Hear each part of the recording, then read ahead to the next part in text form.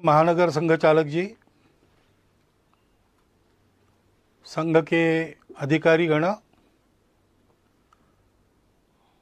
आत्मीय स्वयंसेवक बंधु,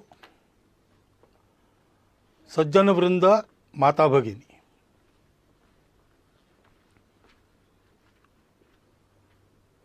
एक विशिष्ट परिस्थिति में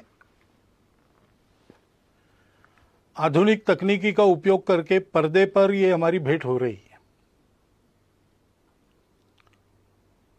कोरोना की महामारी से सारी दुनिया जूझ रही है और उस बीमारी के साथ लड़ाई का एक अनिवार्य अंग है घर में बंद रहना, सारे कामधाम बंद करके बैठे रहना, घर में बंद रहकर जितना हो सकता है उतना करना। तो हमारे संघ के कई स्वयंसेवकों को लगता होगा कि हमारी शाखाएं अभी मैदान पर लगना बंद है, कार्यक्रम बंद है, संघ शिक्षा वर्ग प्रारंभ हुए होते वो बंद है, तो हमारा काम बंद है। लेकिन हम अपने अपने घर में बंद है, लॉकडाउन कहते उसमें है, तो भी जीवन तो चल रहा है। ऐसे संघ का कार्य भी चल ही रहा है। नित्य के कार्यक्रम बंद है, दूसरे कार्यक्रमों ने उनकी जगह ली है। ये संघ के लिए भी और हम सबके जीवन के लिए भी सत्य है, क्योंकि जीवन मनुष्य का, इसकी कल्पना क्या है? तो सारी दुनिया मानती है और संघ में भी हम लोग मानते हैं कि हम स्वयं अच्छे बने और अपने अच्छाई का उपयोग करके जग को अच्छा बनाएं, दुनिया को अच्छा बनाएं। स्वयं अच्छा है और दुनिया के लिए कुछ नहीं कहता, उसको भी लोग अच्छा नहीं करते। और दुनिया के लिए गलती से कुछ अच्छा कर भी लिया, लेकिन स्वयं के जीवन में अच्छाई का कोई अंश नहीं, उसको भी दुनिया अच्छी नहीं कहती। जीवन के या संघ कार्य के एक ही सिक्के के ये दो पहलू है। अपनी परंपरा में ऐसा कहते हैं, एकांत में आत्म साधना और लोकांत में परोपकार। यही जीवन का स्वरूप है, यही संघ कार्य का स्वरूप है।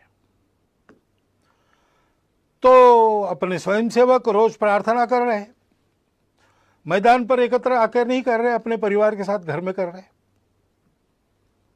लेकिन प्रार्थना करने का उनका समय निश्चित है, उनके परिवार में उस समय प्रार्थना हो रही। अनेक प्रतिनिधित स्वयंसेवक अपने प्रतिज्ञा का स्मरण करते होंगे।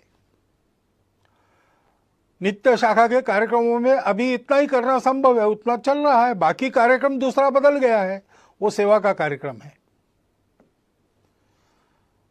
प्रचंड प्रमाण में जो सेवा चल रही उसको सब लोग देख रहे हैं और सारा समाज हमको प्रोत्साहन भी दे रहा है। परंतु हमको ध्यान में रखना चाहिए कि ऐसा नहीं मानना चाहिए यही अपना कार्य है। कार्यक्रम अपना कार्य नहीं है। स्वयं अच्छा बनना और दुनिया को अपने प्रयास से अच्छा बनाना, ये अपना कार्य है। चीन देश में भारत से एक भिक्षु गए तथागत के धम्म का प्रचार करने के लिए। कुछ वर्ष वहां काम करने के बाद उनको ऐसा लगा कि तथागत का एक चरित्र लिखा जाए चीनी भाषा में, वहां के जनता के लाभ के लिए। तो लिखकर तो तैयार हो गया, लेकिन उसको छापना है। तो वहां उनके जो संपर्क थे उन सब लोगों से वो मिले, उनसे धन इकट्ठा किया, बताया तथागत का चरित्र उससे छापेंगे। और सारा धन इकट्ठा होने के बाद छापने के लिए छापखाने में वो हस्तलिपि देना कल देनी है, तो आज रात में एक बड़ा भूचाल आ गया और बहुत से देहात, बहुत से शहर तहस नहस हो गए। तुरंत सेवा कार्य में सब लोग लग गए। तो पुस्तक के लिए जो धन लाया था उसका स्वाभाविक उपयोग लोगों की राहत के लिए हो गया, वो धन समाप्त हो गया। इसलिए सारा वो राहत कार्य पूरा होने के बाद फिर से भिक्खू ने सबको बताया कि धन तो दिया था आप लोगों ने, लेकिन वो ऐसे काम में हो गया खर्च, तो और एक बार धन संकलन। फिर से वैसा किया। फिर जब छाप खाने में जाना था, उसके पहले के उस दिन एक बड़ी बाढ़ आ गई, फिर से राहत कार्य करना पड़ा, सारा संकलित धन उसमें व्यय हो गया। फिर जाकर लोगों को समझाया, लोग भी समझ गए। तीसरी बार धन संकलन हुआ, इस बार कोई आपत्ति नहीं। हस्तलिपि छापखाने में गई, मुद्रित होकर किताब तैयार हुई, किताब का धूमधाम से प्रकाशन हुआ, लोगों ने और उस किताब को बड़े श्रद्धापूर्वक खरीदा। और पढ़ने के लिए अपने अपने घर में जब लोगों ने उसको खोला तो पहले पन्ने पर लिखा था कि ये तथागत के चीनी भाषा में चरित्र की तीसरी आवृत्ति है। यानी लिखित चरित्र एक चरित्र का स्वरूप है, लेकिन उस चरित्र का जो संदेश है, दुनिया की दुख मुक्ति, उसको आचरण में उसके पहले 2 बार लाके दिखाया गया, तो वो भी उस पुस्तक की आवृत्ति है। ऐसे हम आज जो कर रहे हैं वो भी कार्यक्रम बदल के संघ का ही कार्य कर रहे हैं, इस भावना से उसको करना। तो स्वाभाविक केवल संघ के लोगों के लिए नहीं, सभी के लिए कुछ बातें स्पष्ट हो जाती है। एक तो हम ये सेवा क्यों कर रहे हैं, उसकी प्रेरणा हमारी स्वार्थ की नहीं है, अपने अहंकार की तृप्ति या अपनी कीर्ति प्रसिद्धि के लिए ये नहीं करना है। जो लोग सहयोगी बनना चाहते हैं उनको जानकारी हो, इसलिए कुछ प्रसिद्ध करना पड़ता है। अपने कार्य की रचना में हम सबको सविस्तार वृत्त ठीक ठीक पता चले, इसलिए उसको प्रकाशित करना पड़ता है। लोगों को प्रेरणा मिले, इसलिए भी ऐसे कार्य में आने वाले अनुभवों का लेखन प्रकाशन करना पड़ता है। परंतु अपना डंका बजाने के लिए हम ये काम नहीं कर रहे। हम काम कर रहे हैं, ये अपना समाज है, अपना देश है, इसलिए इस स्वार्थ, भय, मजबूरी, प्रतिक्रिया या अहंकार, इन सब बातों से रहित आत्मीय वृत्ति का परिपाक है यह सेवा। और इसलिए इस सेवा में हम लोगों को निरंतर लगना है, निरहंकार वृत्ति से लगना है, श्रेय दूसरों को देना है। और अभी ये जो विशिष्ट आपत्ति है, उसमें जो सेवा करनी है, उसमें लोगों का प्रबोधन भी करना पड़ता है, कई बातें बतानी पड़ती है। तो बताने का परिणाम तभी होता है जब हम उसका पालन करते हैं। और इसलिए कोरोना की महामारी के समय में अपने स्वास्थ्य को सुरक्षित रखने के जो जो नियम विहित है और हम लोगों को बताने वाले हैं, उन सबका पालन पहले अपने को करना है। वो पालन करते हुए भी हमको काम करना है। घर के बाहर निकलना पड़ेगा, लेकिन नियम बना है कि उसके लिए अनुमति चाहिए। लॉकडाउन है तो अनुमति पूर्वक ही काम करना, फिजिकल डिस्टेंस रखना है, अंतर रखना है, वो अंतर रखकर काम करना पड़ेगा। छोटी छोटी बातों में भी सहज रहकर स्वयं उसके पालन का उदाहरण बनकर हमको लोगों को बताना है। और हम ये कर सकते हैं। महामारी नई है, उसने कहर मचाया है, लेकिन उससे डर जाने की आवश्यकता नहीं है। डरने से काम नहीं होता, डरने से संकट का बल ज्यादा बढ़ता है। अपना संतुलन कायम रख के, मन में भय का लवलेश न रखते हुए, ठंडे दिमाग से कौन से उपाय करने हैं, कैसे करने पड़ेंगे, क्या क्या करना पड़ेगा, इसकी योजना बनाकर हम काम करते हैं तो वो काम यशस्वी होता है। आत्मविश्वास युक्त ऐसा अपना सुनियोजित प्रयास करना है, भय से रहित होकर,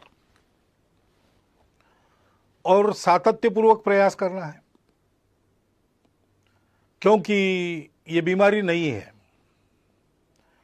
इसमें निश्चित क्या क्या हो सकता है इसके अनुमान लगते, जैसे जैसे अनुभव आता है वैसे ही पता चल रहा है। और इसलिए अब ये कितना चलेगा पता नहीं, जल्दी से जल्दी समाप्त हो ये पूरा प्रयास हम करेंगे, लेकिन जितने दिन चलेगा उतने दिन पीड़ित लोगों को राहत देने के और ये बीमारी न फैले उसके प्रयास जारी रखने पड़ेंगे। बीच में ही छोड़ दिया तो यशस्वी नहीं होंगे। एक आदमी सब तरफ से कंगाल हो गया, निराश हो गया, उसको ऐसा लगा हम आत्महत्या करेंगे, लेकिन कुछ उसके जेब में पैसा था, कुछ दिन जीने का सामान उसके पास था, तो उसको ऐसा लगा कि पहले इसको खर्चा कर देते हैं और बिल्कुल ही कफलनक होकर मर जाएंगे। इसलिए वो बड़े शहर में गया कि वहां पर जुआ खेलेंगे और ये सारा धन उड़ा देंगे, फिर मर जाएंगे। लेकिन वहां जाने के बाद उसको पता चला कि उस गांव के पास, उस शहर के पास एक बहुत लंबी चौड़ी जमीन थी जिसमें मैंगनीज मिलेगा ऐसा लगता था। इसलिए 2-3 माइनिंग कंपनीज ने वहां आकर खुदाई की, 250 फीट नीचे गए लेकिन मैंगनीज मिला नहीं, निराश हो गए। इसलिए उसका लिलाव वो करने वाले थे, तो उसको लगा कि ये भी एक जुआ है, चलो जाके बोली बोलेंगे। अब इतना तो धन नहीं था उसके जेब में कि इतनी बड़ी जमीन खरीदी कर सके, लेकिन वो 250 फीट की जमीन नहीं थी, 250 फीट का लंबा चौड़ा गहरा गड्ढा बना था, उसको कौन खरीदेगा। उस नीलाम में कोई आया ही नहीं, यही अकेला पहुंचा, इसलिए इसके जेब में जितने पैसे थे उतने में उसकी जमीन हो गई। अब जो मजदूर वहां काम कर रहे थे उनको उस दिन की मजदूरी कंपनी ने दे दी थी, तो उन्होंने आके पूछा क्या करें, काम अभी बंद करें कि 5 बजे तक करें और बाद में छोड़े। तो उसने कहा आपने पैसे लिए हैं तो 5 बजे तक काम करो। उन्होंने 5 बजे तक खुदाई की, 3 फीट और खोदा, उसमें जो नमूने मिले उसमें मैंगनीज मिल गया और कंगाल बना हुआ वो आदमी मैंगनीज की खदानों का मालिक, बाद में एक रेलवे कंपनी का मालिक, ऐसा सब कुछ बन गया। फिर से उसका जीवन बन गया। उसने लेख लिखा, वो मैंने पढ़ा, रीडर्स डाइजेस्ट में आया था, कहानी अमेरिका की है, लेकिन उसका शीर्षक था difference between the success and failure is 3 feet. 3 feet के अंतर के लिए अपना सातत्य खदान मालिकों ने छोड़ दिया तो वंचित रह गए, और 3 फीट और खोदने का दम इसने दिखाया तो इसको वैभव मिल गया। इसलिए ऐसा सातत्य अपने प्रयासों में चलना चाहिए, ऊबना नहीं चाहिए, थकना नहीं चाहिए, करते रहना चाहिए। सबके लिए करना है, इसमें कोई भेद नहीं है। जो जो इसके पीड़ित है वो हमारे अपने हैं। भारत ने तो जिन दवाइयों के और निर्यात पर बंदी लगाई थी, दुनिया के हित के लिए उसको हटाकर थोड़ा बहुत अपने तरफ नुकसान लेकर भी दवाइयां भेजी है। जो मांगेंगे उसको देंगे, क्योंकि यह हमारा स्वभाव है। हम मनुष्यों में भेद नहीं करते और ऐसे प्रसंगों में तो बिल्कुल नहीं करते। सब अपने हैं, जो जो पीड़ित है, जिसकी जिसकी आवश्यकता है, उन सब की सेवा, जितनी अपनी शक्ति है उतनी सेवा करनी है। और ये सेवा करते समय कोई स्पर्धा तो है नहीं, अपनी कीर्ति फहराने के लिए दुनिया भर में हम काम नहीं कर रहे। इसलिए जो इस काम में लगे उन सबको साथ लेकर, उन सबके साथ रहकर काम करना है, सामूहिकता से काम करना है। इस प्रकार से हम सेवा करेंगे। लोगों को जो बताना है वो बताएंगे, लोगों से जो करवाना है वो करेंगे।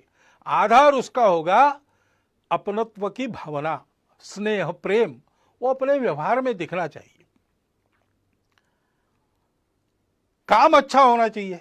सेवा का काम है, उपकार तो है नहीं, हम अपने लोगों का काम कर रहे हैं, इसलिए वो उत्तम होना चाहिए, प्रेम से होना चाहिए। हनुमान जी के कार्य के बारे में ऐसा वाल्मीकि रामायण में कहा गया है। देवों ने उनकी स्तुति की एक प्रसंग पर, तब 4 उनके विशिष्टों का उल्लेख किया। धृति, दृष्टि, मति और दाक्ष, यानी दक्षता, सावधानी।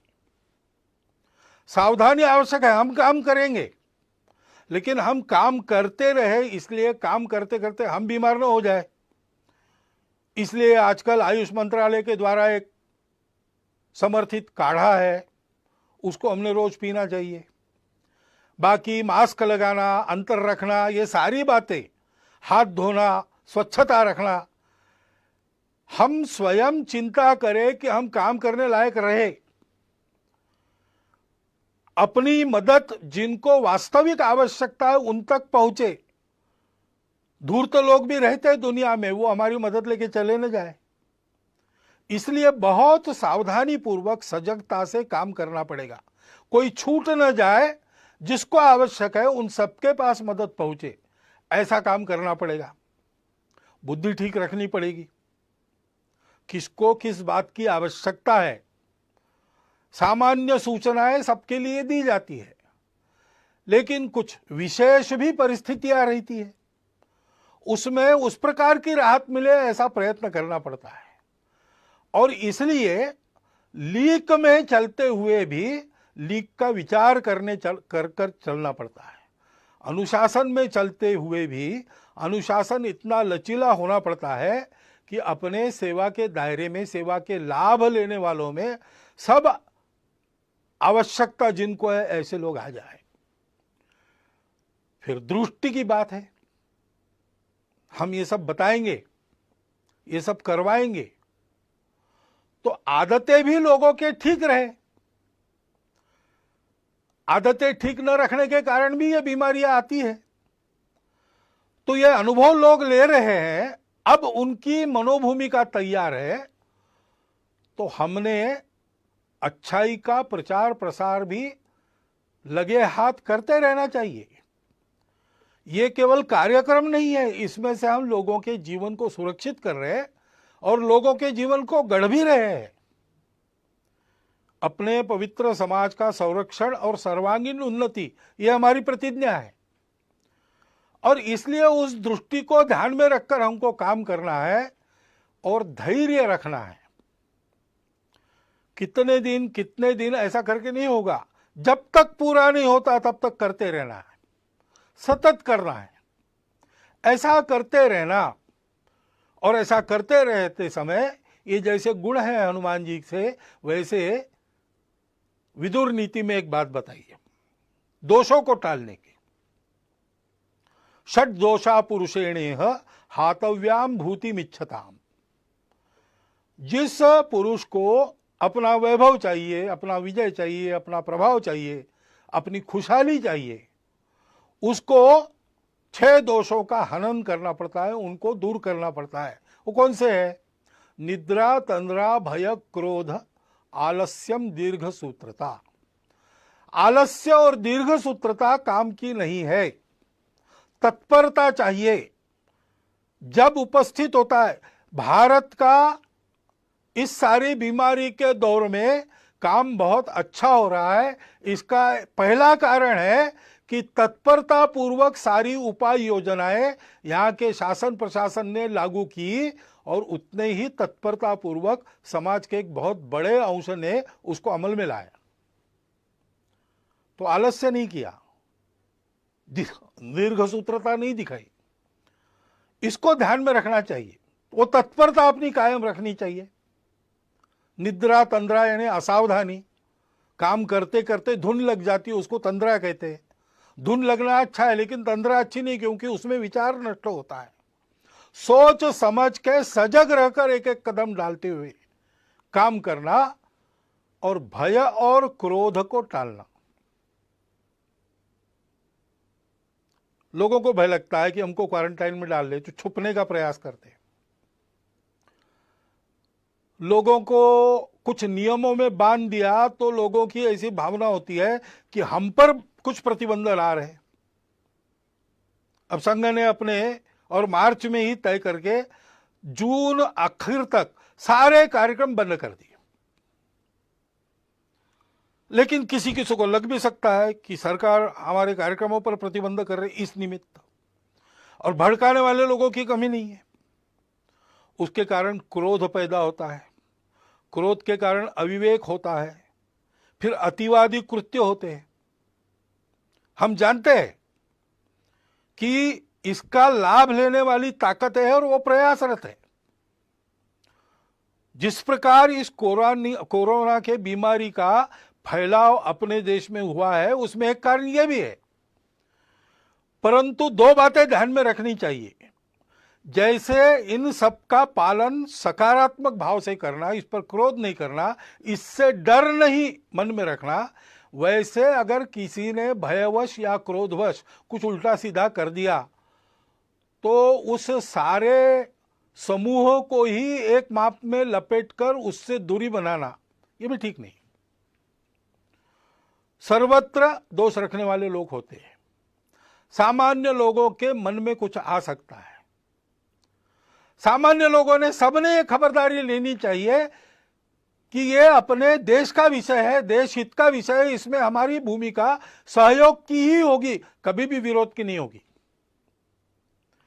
मन में किंतु परंतु है, उसका लाभ लेकर द्वेष क्रोध को भड़काने वाले लोग हैं, उनके खेल चल रहे। स्वार्थ के कारण भारत तेरे टुकड़े होंगे ऐसे कुविचार रखने के कारण बहुत सारे लोग ऐसा प्रयास करते हैं। राजनीति भी बीच में आ जाती है। ये जिनको करना है, जिनका चलता है, उनको चलता रहे, इससे बचना। ये लोग अपना कुछ बिगाड़ न ले, इतनी सावधानी और इतना बल सजग जागृत रखना। लेकिन हमारे मन में इसके कारण प्रतिक्रियावश कोई खुन्नस, कोई दुश्मनी होनी नहीं चाहिए। भारत का 130 करोड़ का समाज भारत माता का पुत्र है, अपना बंधु है। इस बात को ध्यान में रखना चाहिए। भय और क्रोध दोनों तरफ से नहीं करना चाहिए। और जो जो अपने अपने समूह के समझदार लोग हैं, नेतृत्व करने वाले लोग हैं, उन्होंने इससे अपने समूह को बचाना चाहिए। और ऐसे भय या क्रोधवश होने वाले कृत्यों में हम लोग नहीं है, हम लोगों को नहीं रहना चाहिए, ये अपने अपने समाज को सिखाना चाहिए। ऐसा नहीं करते तो क्या होता है? भारत के समाज को अतिशय वंद्य ऐसे 2 सन्यासियों की हत्या यहां महाराष्ट्र में हुई। अब उसको लेके बयानबाजी वगैरह चलती है, उसको एक बाजू रख दिया जाए, परंतु यह कृत्य होना चाहिए क्या? कानून व्यवस्था को हाथ में लेना चाहिए क्या? ऐसा जब होता है तो पुलिस ने क्या करना चाहिए? ये सारी बातें सोचने की बातें हैं।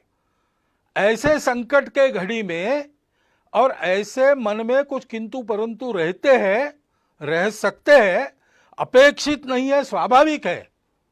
लेकिन उनके चपेट में न आके हम लोगों को सारे भेद की, स्वार्थ की प्रवृत्तियों को अलग रखकर उनसे बचते हुए, उनको उभरने न देते हुए देश हित में सकारात्मक बनकर ही आगे बढ़ना चाहिए। भय क्रोध, ये जो 2 दोष है, उसको टालना चाहिए। उन सन्यासियों की हत्या हुई, पीट पीट कर मार डाला गया। निरुपद्रवी लोग थे, किसी का कोई अपराध उन्होंने किया नहीं था। धर्म का आचरण करने वाले, धर्म का आचरण फैलाने वाले थे, मानव पर उपकार करने वाले लोग थे। उसका दुख हम सबके मन में है। 28 तारीख को उनको श्रद्धांजलि देने के लिए हिंदू धर्म आचार्य सभा ने कुछ आह्वान भी किया है। विश्व हिंदू परिषद ने जो कार्यक्रम भी दिया है, उसका हम सब लोग पालन करेंगे। उनकी स्मृति में अपनी श्रद्धांजलि व्यक्त करता हुआ इस विषय में मैं आगे बढ़ता हूं। धैर्य रखकर सारी बातें करनी चाहिए, क्योंकि ये बीमारी जाएगी, लॉकडाउन की आवश्यकता नहीं रहेगी। लेकिन जो अस्ताव्यस्त हो गया, उसको ठीक करने में समय लगेगा। हमने देखा है कहीं कहीं ऐसा हुआ भी है कि थोड़े से बंधन शिथिल होने के बाद एकदम भीड़ हो गई, फिर से उनको तितर बितर करना पड़ा। ये अविवेक हो सकता है समाज में। सामान्य व्यक्ति को ऐसे समय में दिशा देने वाले लोग होने पड़ते हैं। अब विद्यालय खुलेंगे तो फिजिकल डिस्टेंस मेंटेन तो करना पड़ेगा आने वाले समय में कई दिनों तक। उसकी व्यवस्था कैसे होगी वो बताना भी पड़ेगा। समाज के लोगों को इकट्ठा के ये कैसे हो सकता है सोचना भी पड़ेगा। विद्यालय में, विद्यालय के आसपास के परिसर में छोटी संख्या में क्लासेस लगा सकते हैं क्या? ई क्लासेस लगा सकते हैं क्या करके विद्यालय की शिक्षा शुरू भी होगी और ये डिस्टेंस मेंटेन होगा। बाजार वगैरह शुरू होंगे लेकिन लोग इस अंतर को कायम रखने का पालन करेंगे। फैक्ट्री उद्योग शुरू होंगे तब भी भीड़ नहीं होगी, अंतर रखकर अनुशासन से लोग चलेंगे। इसके लिए चिंता करने की आवश्यकता है। यानी राहत पहुंचाने का काम शायद कम हो सकता है, परंतु फिर से ये बीमारी न आए, उतावली न हो, इसके लिए समाज को दिशा देने का काम हमको करते रहना पड़ेगा। ये सारे काम होने हैं तो समाज में एक सद्भाव, सदाचार, सहयोग का वातावरण बनना चाहिए। समाज के सारे जनमान्य लोगों को इकट्ठा करके उनके द्वारा ये बात करवानी होगी, संवाद रखना पड़ेगा। अनुशासन पालन के बारे में स्वयं का उदाहरण और उपदेश उन लोगों को रखना पड़ेगा। उसके लिए उनके साथ भी बात करनी पड़ेगी। लोगों की क्षमता, प्रतिकार क्षमता बढ़े। कई आयुर्वेदिक उपाय है, योग है, व्यायाम है, तरह तरह के प्राणायाम है। उपाय तो अपना स्वास्थ्य मंत्रालय भी बता रहा है और जगह जगह के चिकित्सक भी बता रहे हैं। उसका नित्य नियमित आचरण करने का एक क्रम कुटुंबों में चलना चाहिए। कुटुंबों में संस्कार का वातावरण होना चाहिए। शांत दिमाग से किसी भी भय यानी पैनिक के चपेट में हम न आते हुए जो करना है वो कर्तव्य ठीक से करना, इस प्रकार का स्वभाव बनने के लिए कुटुंब में भी उस प्रकार के स्वभाव का संस्कार होना चाहिए। इसके हमको प्रयास करने पड़ेंगे और प्रयास में वही क्रम रहेगा। हमको उदाहरण बनना पड़ेगा, हमको समुपदेशन करना पड़ेगा, हमको अपनी सेवा से सबको जोड़ना पड़ेगा और सबका सहयोग जुटाना पड़ेगा। ये बीमारी पहली बार आई है इस प्रकार की सारे दुनिया में एक साथ। शायद ही पिछले और कुछ शतकों के इतिहास में विश्व पहली बार ऐसे संकट का सामना कर रहा है। तो संकट तो है और हम लड़ तो रहे, लेकिन ये संकट कुछ सिखा भी रहा है। जैसे प्रधानमंत्री ने ही पिछले दिनों में कहा सरपंचों को कि ये संकट हमको स्वावलंबन की सीख दे रहा है। तो कई ऐसी बातें भी आ रही, क्योंकि ये संकट जाएगा, जो अस्ता व्यस्त हो गया उसको यथावकाश हम ठीक कर लेंगे, लेकिन इस संकट के अनुभव में कुछ सत्य फिर एक बार उजागर होके हमारे सामने जो स्पष्ट खड़े हैं, उनसे पाठ लेकर, बोध लेकर अपने जीवन की रचना को उसके अनुसार परिवर्तित करने का एक बड़ा काम, एक तरह से राष्ट्र पुनर्निर्माण का जो काम चल रहा है उसका अगला चरण, उसको परिणाम में लाना पड़ेगा। और बहुत से लोग शहरों से चले गए अपने अपने गांव में, सबके सब वापस आएंगे क्या? जो गांव में रह जाएंगे उनको रोजगार की क्या व्यवस्था होगी? जो वापस अपने काम पर आएंगे उन सबको काम देने की उद्योगों की या उनके मालिकों की स्थिति होगी क्या? क्योंकि उनके भी सारे कारोबार ठप पड़े।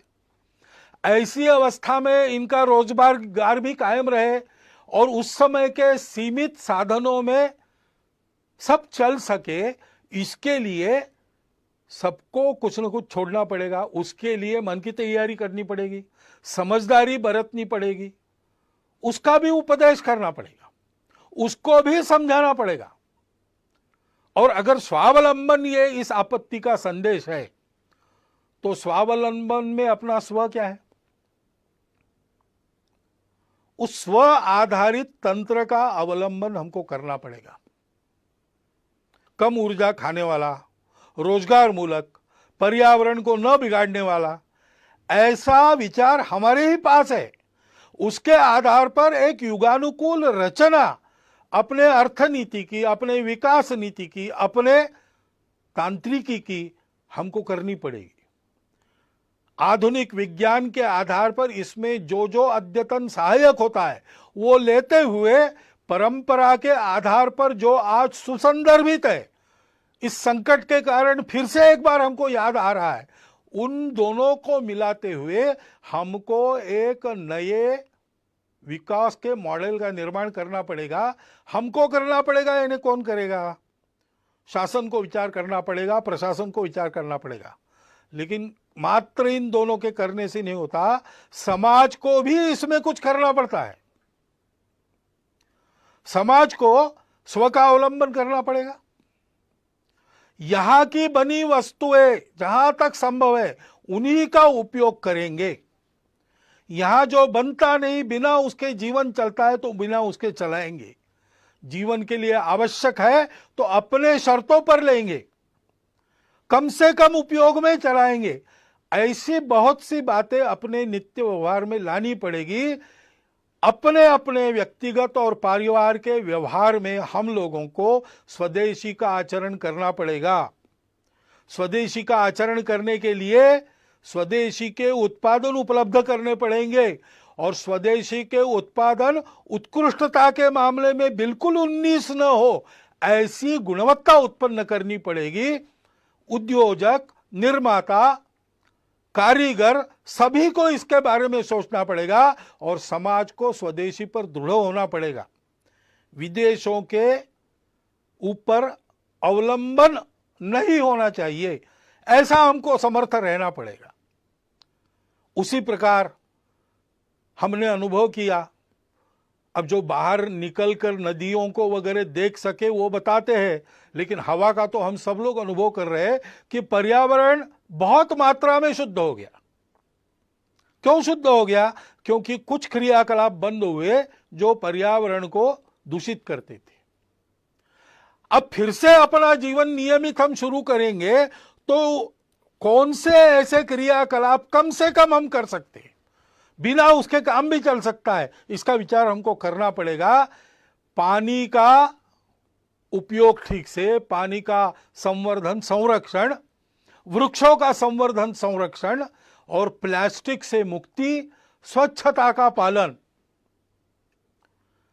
जैविक तरीकों पर बल देकर गौ पालन, जैविक खेती आदि के आधार पर जीवन चलाने का हमको अभ्यास अपना करना पड़ेगा। अभी जो हमारा अभ्यास रासायनिक खेती आदि का है उसको बदलना पड़ेगा। उसके लिए सारे समाज का बनाना पड़ेगा। शासन की नीति वैसी बनेगी, लेकिन जब तक समाज उस प्रकार चलता नहीं तब तक उसका परिणाम नहीं होता। कुटुंब में भी हमको और इस प्रकार के संस्कार करने पड़ेंगे। बहुत दिनों के बाद जो भागदौड़ चल रही थी वो बंद हो गई, तो अपने घर में रहने का, सतत रहने का अनुभव बहुत लोगों को मिला। घर को भी अच्छा लगा और हमको भी अच्छा लगा। इसके बहुत अच्छे परिणाम होते हैं। संवाद बढ़ता है, समझदारी बढ़ती है, सौमनस्य बढ़ता है, और इसलिए कुटुंब में इन सारे बोधों की चर्चा, उसके आधार पर व्यवहार कैसा हो ऐसा संवाद चलना। जैसा अपना कुटुंब है वैसे समाज भी एक कुटुंब है। समाज के भी विचार करने वाले लोगों में, समाज का नेतृत्व करने वाले लोगों में इस प्रकार का चलना, चर्चा का चलना, संस्कार का, नियमितता का प्रभाव होना अपने जीवन पर, व्यक्तिगत और सामूहिक, इसकी चिंता हमको करनी पड़ेगी। नागरिक अनुशासन के पालन में हम सबको तत्पर होना पड़ेगा। जहां जहां उस अनुशासन का पालन लोग कर रहे हैं वहां कोरोना का उपद्रव कम है, और जहां इस अनुशासन की आदत न होने के कारण गड़बड़ हो रही वहां कोरोना की चपेट में अभी भी देश का कुछ भूभाग है। और इसलिए उस अनुशासन का पालन करना, भगिनी निवेदिता ने कहा है कि देशभक्ति का स्वतंत्र देश में रूप तो नागरिक अनुशासन का स्वयं होकर सारे नागरिक पालन करते, इतने वो समझदार होते, यही है। डॉक्टर अंबेडकर साहब ने भी संविधान प्रदत्त करते समय जो भाषण संसद में किए थे उसमें इस प्रकार की कानून व्यवस्था, नियम आदि का पालन करने पर बहुत जोर दिया गया है। हमको अपनी इस आदत को और ताजा और धार वाला करना पड़ेगा। उसी प्रकार समाज में सद्भाव का वातावरण, सहयोग का वातावरण, शांति का वातावरण बनाना पड़ेगा। शासन तो संस्कार मूलक शिक्षा नीति जल्दी लाएगा, लाना पड़ेगा उनको, क्योंकि ये सारे काम शासन की नीति, प्रशासन का नीति को ध्यान में रखकर समाज को अपना मानकर अमल करने का तरीका और समाज का आचरण से सहयोग, इन तीनों बातों के एकत्र आने के बाद ही संभव होता है। तो शासन जैसे अपने प्रशासन को समाजोन्मुख करेगी, राजनीतिक लोग अपनी राजनीति को स्वार्थ मूलक से हटाकर देशहित मूलक बनाएंगे, शिक्षा जैसा संस्कार देने वाली परिवर्तन अपने आप में करेगी, वैसे हम सब लोगों का व्यवहार भी वैसा होना पड़ेगा। भविष्य के लिए भी यह संकट बहुत कुछ बताकर जा रहा है, उसका विचार करके हमको अपने जीवन के नए मानक का विचार करते हुए उसको आचरण में लाना पड़ेगा। हम सब लोग मिलकर आत्मविश्वास से इस अपने देश और अपने समाज के अपनत्व को मन में रखकर इस देश को इस संकट से निकालकर सारे विश्व की मानवता का नेतृत्व करने वाला देश बनाने के लिए आत्मविश्वास पूर्वक प्रयत्नों का, परिश्रमों का सातत्य अपने कर्तृत्व में रखकर फिर एक बार हमको सक्रिय होना पड़ेगा। इसकी आवश्यकता है। हमारी भूमिका विश्व में और अपने देश में हम सब की यही है कि इस संकट को अवसर बनाकर हम एक नए भारत का उत्थान इस सारे संकट को अवसर बनाकर उसमें से करें, ऐसी हमारी भूमिका हो। इसलिए जो मेरे विचार में आवश्यक बातें मुझे लगती थी वो मैंने आपके सामने रख दी है। संघ के सारे स्वयंसेवक ऐसा सोचते ही है और ऐसा करेंगे ही, परंतु संपूर्ण समाज में सभी को ऐसा होने की आवश्यकता है। इतनी एक बात को मैं आपके सामने रखता हूं और अपना यह निवेदन पूर्ण करता हूं।